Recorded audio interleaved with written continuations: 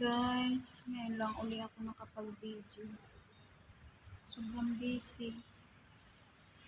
Simula nung ipasok ko yung amo ko sa ospital noong May 7, hindi pa rin siya okay. Nandito sa ICU, nandito ako sa ICU. Pumupunta ako dito twice a day. Morning and evening, pupunta ako dito.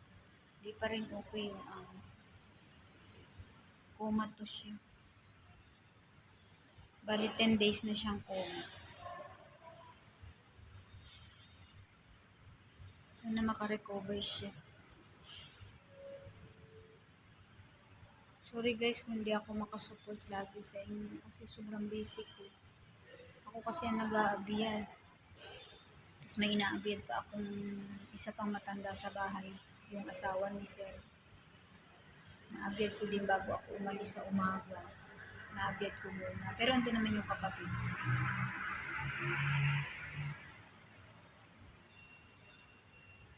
Pasensya na guys kung hindi ako makasupport lagi ha. Walang mga tao dito. Ako lang mag-isa dito. Dito ako sa ICU. Wala akong makitang tao. Wala makitang tao. Ako lang mag-isa dito.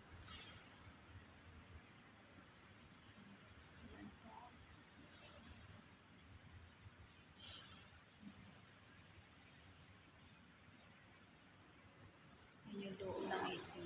Lumabas muna ako kasi sobrang lamig talaga sa loob. Kailangan ko din kasi pumunta dun sa billing section, sa payment.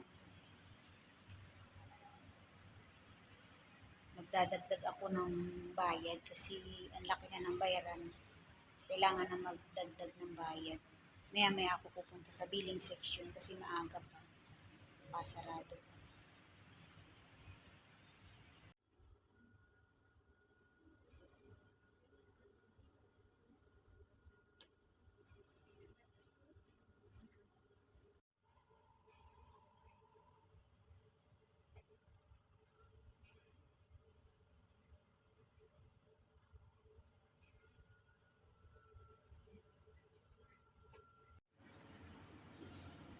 Wala ng tao kasi gabi na guys. 8 o'clock na ng gabi, ganyan pag 8 o'clock ng gabi wala ng tao. Yun, may isa pa. Isang tao. Dito yan nagtatrabaho.